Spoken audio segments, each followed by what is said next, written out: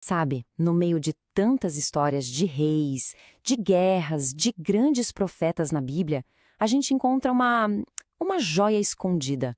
Uma história bem curtinha, bem pessoal, o livro de Ruth.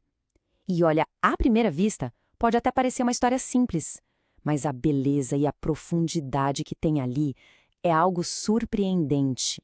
E aí que tá a grande pergunta, né? São só 4 capítulos. Como é que uma história tão pequena, tão focada em gente como a gente, pode ser vista como uma obra-prima da literatura e da teologia? É exatamente esse o mistério que a gente vai tentar desvendar aqui. O que tem de tão especial nessa história? Então vamos lá. Para começar a entender por que Ruth é tão incrível, a gente precisa primeiro dar uma olhada no cenário, sabe? O mundo em que essa história acontece. Porque o contraste com a época já é a primeira grande pista da genialidade dela. Imagina só, a história se passa na época dos juízes. E que época, hein? Era um tempo de puro caos, instabilidade política, uma bagunça espiritual. O próprio livro de Juízes fala que era um tempo em que cada um fazia o que bem entendia. E aí, no meio desse cenário super sombrio, aparece essa história. É como se fosse uma pequena luz, sabe? Uma história de gente comum, mas que escolheu um caminho diferente, o da lealdade e da fé. E no coração dessa história estão 3 mulheres. A narrativa já começa pesada, com uma sequência de tragédias que deixa elas numa situação, nossa, de extrema vulnerabilidade. Ainda mais naquela sociedade antiga, né? Olha só o que acontece. Primeiro, a fome. Uma família inteira tem que sair de Belém e ir para Moabe. Chegando lá, o pai da família morre. Aí os filhos casam com mulheres de lá, Ruth e Orfa. Passa uma década e, outra tragédia, os 2 filhos também morrem. Pensa no cenário. Ficam 3 viúvas, Noemi, Ruth e Orfa. Sem filhos, sem herdeiros, sem nenhuma proteção. Uma situação desoladora. E é nesse momento de desespero que a gente chega no coração da história. Noemi fala para as noras voltarem para a família delas. Orfa volta. Mas Ruth faz uma das declarações mais poderosas da Bíblia. Ela basicamente diz: para onde a senhora for, eu vou. Seu povo vai ser o meu povo e o seu Deus vai ser o meu Deus. Ela está abrindo mão de tudo, da sua terra, do seu povo, até dos seus deuses, por lealdade à sogra.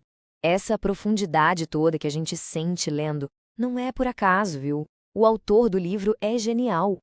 Ele vai deixando umas pistas literárias escondidas, super sutis, que transformam essa história aparentemente simples numa verdadeira obra de arte. Quer ver um exemplo? O nome da Noemi. O nome dela significa doce, agradável. Mas quando ela volta para Belém, toda acabada pela vida, ela diz: não me chamem mais de Noemi, me chamem de Mara. E Mara significa amarga. Os nomes aqui não são só etiquetas, sabe? Eles contam a história emocional dos personagens. E tem mais.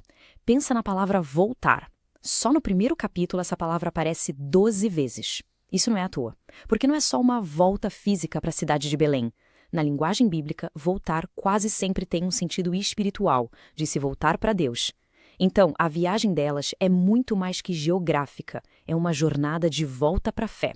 Ok, então já vimos essas pistas literárias, mas para entender a história de verdade, a gente precisa mergulhar um pouco mais fundo na cultura daquela época, porque tem umas leis e uns costumes antigos que são tipo a chave para entender tudo o que acontece a seguir. E o conceito principal aqui é uma figura chamada Goel. A gente pode traduzir como parente resgatador. Era um parente próximo que tinha o dever de resgatar a família de situações difíceis. Se alguém ficasse pobre, ele ajudava. Se perdesse as terras, ele comprava de volta. E na nossa história, o Boaz é um potencial Goel. Junto com o Goel, existia a lei do levirato. É um nome complicado, mas a ideia é simples. Se um homem morresse sem deixar filhos, um parente próximo deveria se casar com a viúva. E o primeiro filho dessa união seria considerado filho do falecido. Para quê? Para que o nome da família não morresse e a herança ficasse preservada. É dentro dessas regras que Ruth e Boaz vão navegar. E agora a gente chega no ponto central, na revelação que eu acho que é a mensagem mais mais radical de toda a história, que é o papel que uma completa estrangeira vai ter no plano divino. Vamos recapitular quem era Ruth. Primeiro, Moabita. Os Moabitas não eram exatamente os melhores amigos de Israel. Segundo, estrangeira numa terra nova. Terceiro, viúva e sem filhos. E quarto, pobre, dependendo da caridade. Ou seja, ela era o pacote completo da pessoa marginalizada. Uma outsider em todos os sentidos. E aí vem a grande virada da história. Essa mulher, com tudo contra ela, se casa com Boaz. Eles têm um filho que se chama Obed. E esse Obed vai ser o avô de ninguém menos que o rei Davi. Sim, o maior rei da história de Israel. Então, qual é a grande lição? A heroína dessa história bíblica é uma estrangeira, uma mulher que, por causa da sua lealdade e da sua fé, não é só aceita, mas se torna peça fundamental na linhagem que levaria ao rei Davi. A mensagem aqui é de arrepiar. O plano de redenção de Deus não tem fronteiras. É por causa dessa mensagem tão poderosa que o livro de Ruth atravessa os séculos e continua falando com a gente. A força dele está nesses temas que são universais, atemporais. A gente aprende sobre Hesed, que é um tipo de amor leal, de aliança. A gente vê a providência divina agindo nos bastidores, transformando o que parece coincidência. A gente vê a redenção na prática, tirando as pessoas do desespero. E, claro, a gente vê essa inclusão radical. A ideia de que a graça de Deus é para todo mundo, sem exceção. E tudo isso nos leva a uma reflexão final, né? Num mundo como o nosso, ainda tão dividido, a história da Ruth soa mais atual do que nunca. É um símbolo muito forte de amor e acolhimento.